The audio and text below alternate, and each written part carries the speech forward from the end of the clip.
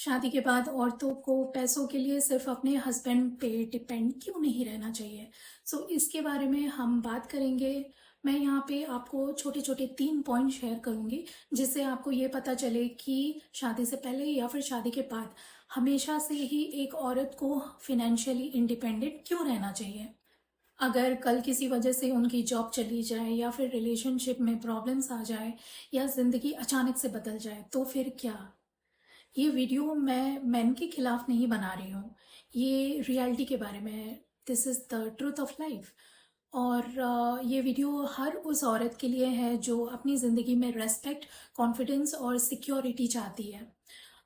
Okay, हमें बचपन से ये सिखाया जाता है कि एक अच्छा हस्बैंड होगा तो वो हमें हर चीज़ देगा। और हाँ, बहुत से हस्बैंड्स अपनी फैमिली के लिए दिल से मेहनत भी करते हैं। एंड या बट लेकिन सवाल ये है, अगर एक इंसान सब कुछ दे सकता है तो क्या हमें अपनी फिनेंशियल आइडेंटिटी छोड़ देना चाहिए। मेरी सोच है बिल्कुल नहीं, बिल्कुल भी नहीं। बिकॉज चलो पॉइंट 1 पे आते हैं।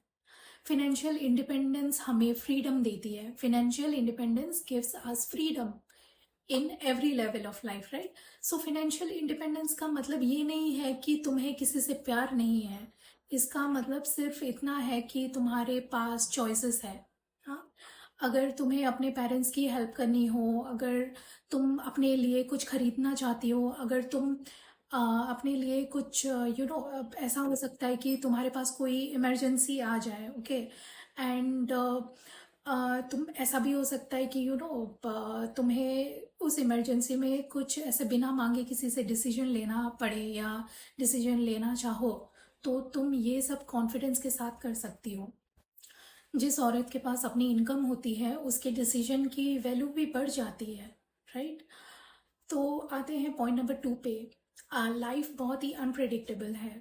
लाइफ को प्रेडिक्ट नहीं किया जा सकता, किसी भी पल कुछ भी हो सकता है। ज़िंदगी कभी भी बदल सकती है। जैसे कि जॉब लॉस हो सकता है, हेल्थ इश्यूज हो सकता है, बिजनेस फेलियर भी हो सकता है, ओके। या फिर कभी कभी रिलेशनशिप भी वैसे नहीं रहते जैसा हमने सोचा था।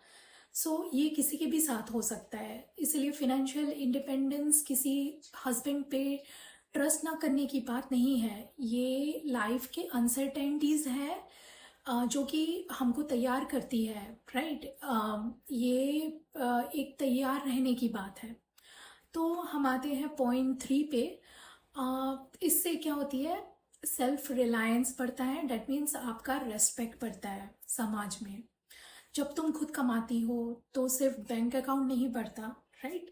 तुम्हारा कॉन्फिडेंस भी बढ़ता है, तुम अपने स्किल्स पे भी काम कर सकती हो, तुम अपने स्किल्स इम्प्रूव कर सकती हो। और तुम अपनी एक पहचान बनाती हो।